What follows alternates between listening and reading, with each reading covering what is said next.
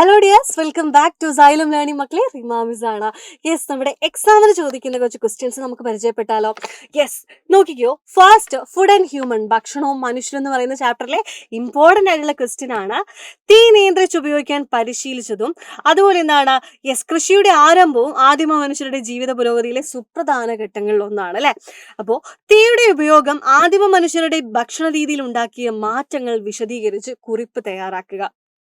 അതായത് write a note on the changes that were brought in the food habits of early humans from the use of fire. അതായത് എന്താണ് fire അല്ലെ, അതായത് തീയുടെ ഉപയോഗം ആദിമ മനുഷ്യരുടെ ഭക്ഷണ രീതിയിൽ വരുത്തിയ മാറ്റങ്ങൾ എന്തെല്ലാമായിരുന്നു? ഫസ്റ്റ് ചോദ്യം, എ ക്വസ്റ്റ്യൻ അതാണ്. യെസ്, നമുക്ക് നോക്കാം എന്തൊക്കെയായിരുന്നു. യെസ്, ഇൻ ഏർലിയർ ടൈംസ് അല്ലെ, ആദ്യ കാലങ്ങളിൽ ഇവർക്ക് എന്താണ് തീ യൂസ് ചെയ്യാൻ അറിയില്ല അല്ലെ. അപ്പൊ അവരെന്ത് ചെയ്തു? യെസ്, ഫിഷ് ആയിക്കോട്ടെ, അതുപോലെ എന്താണ് മീറ്റ് ആയിക്കോട്ടെ, ഇതൊക്കെ അവരെന്താണ് പച്ചയ്ക്കായിരുന്നു കഴിച്ചിട്ടുണ്ടായിരുന്നത്. എന്താണ് പിന്നീട് എന്താണ് അവര് തീ കണ്ടുപിടിച്ചു, അത് യൂസ് ചെയ്യാൻ പഠിച്ചു. അതിനുശേഷമാണ് ഇവര് റോസ്റ്റ് ചെയ്യാനും കുക്ക് ചെയ്യാനും ഒക്കെ തുടങ്ങിയത്. അപ്പൊ ആൻസർ ചെയ്തേണ്ടത് എന്താണ്? In earlier days they eat food raw as they did not know the use of fire. ആദ്യകാലങ്ങളിൽ തീയുടെ ഉപയോഗം അറിയാത്തതിനുകൊണ്ട് ലഭ്യമായ വസ്തുക്കൾ അവര് പച്ചയ്ക്കായിരുന്നു കഴിച്ചിട്ടുണ്ടായിരുന്നത്. Learn to use the fire, തീ ഉപയോഗിക്കാൻ പഠിച്ചതിന് ശേഷം എന്താണ്? They started cook and eat അല്ലെ, അവര് കുക്ക് ചെയ്ത് അല്ലെങ്കിൽ വേവിച്ച് കഴിക്കാൻ വേണ്ടി തുടങ്ങി. Then after learning how to make and control fire, അതായത് എന്താണ് തീ അല്ലെ, ഫയറിനെ കൺട്രോൾ ചെയ്യാൻ എന്താണ് ഉണ്ടാക്കാനും പഠിച്ചതിന് ശേഷം they started to cook meat and fish, അവരെന്താണ് കുക്ക് ചെയ്ത് അല്ലെ, ഫിഷും മീറ്റും ഒക്കെ എന്താണ് വേവിച്ച് കഴിക്കാൻ തുടങ്ങി. തീ ഉണ്ടാക്കാനും അതിനെ നിയന്ത്രിക്കാനും പഠിച്ചതോടുകൂടി മാംസവും മത്സ്യമൊക്കെ എന്താണ് അവര് ചുട്ട് തിന്നു. Then they began to roast and eat roots and tubers. Okay, അങ്ങനെ വേരുകളും കിഴങ്ങുകളും ഒക്കെ എന്താണ് അവര് ചുട്ട് തിന്നാൻ വേണ്ടി തുടങ്ങി. ഓക്കെ, ഇനി ബി ക്വസ്റ്റ്യൻ നോക്കിക്കോ. Early humans, okay, early humans ആണിത്. Early humans settled near agriculture field. Which of the following is not a result of this? Okay, അതായത് ആദ്യകാല മനുഷ്യർ എന്താണ് കൃഷിയിടങ്ങൾക്ക് സ്ഥിരവാസമായിട്ട്, അതായത് കൃഷിയിടങ്ങൾക്ക് സമീപത്തായിരുന്നു എന്താ സ്ഥിരവാസം ഉറപ്പിച്ചത്. മനുഷ്യ ജീവിതത്തിൽ അതിന് ഫലമായി ഉണ്ടായ നേട്ടങ്ങളിൽ ഉൾപ്പെടാത്തത് ഏതുക? ഓക്കെ, എന്തൊക്കെയാ?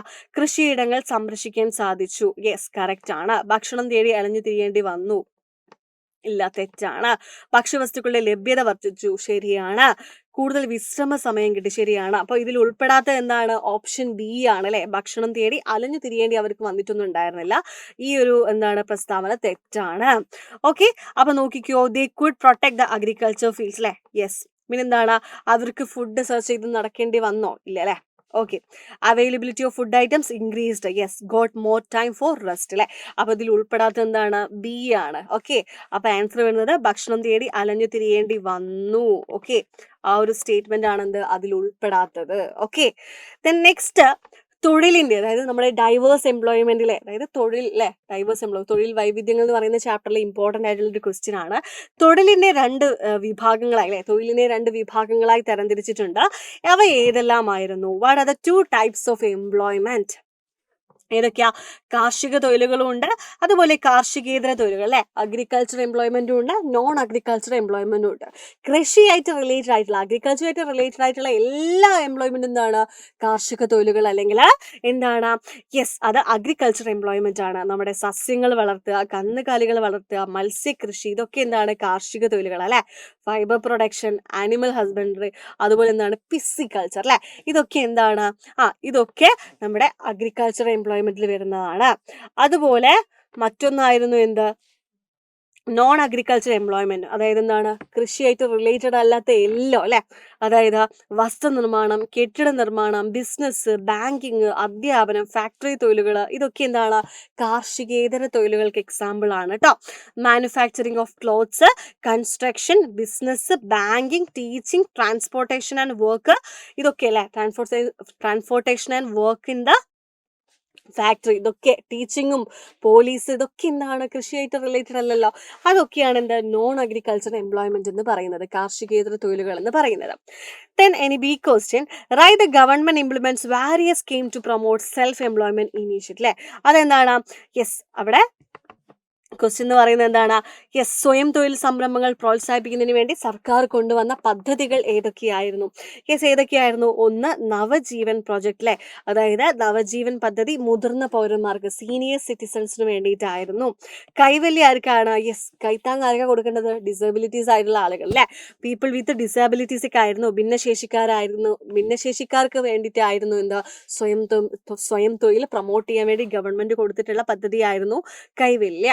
അതുപോലെ സ്ത്രീകൾക്ക് വേണ്ടി ശരണ്യ. ഓക്കെ, ശരണ്യ എന്ന് പറയുന്ന പദ്ധതിയാണ് എന്താ ഗവൺമെന്റ് കൊടുത്തിട്ടുണ്ടായിരുന്നത്.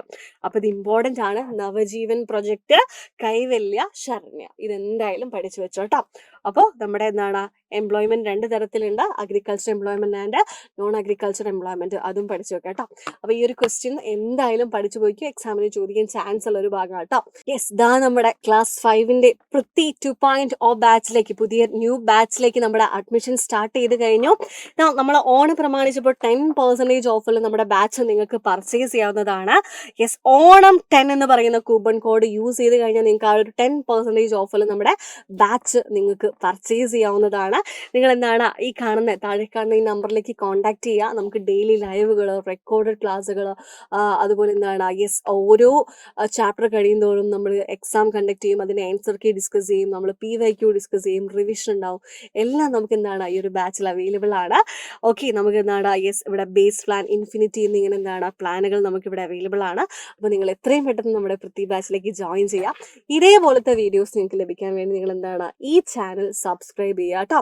അപ്പോൾ നമ്മൾ ഈ വീഡിയോ ലൈക്ക് ചെയ്യുക, കമൻറ്റ് ചെയ്യുക കേട്ടോ. Bye guys.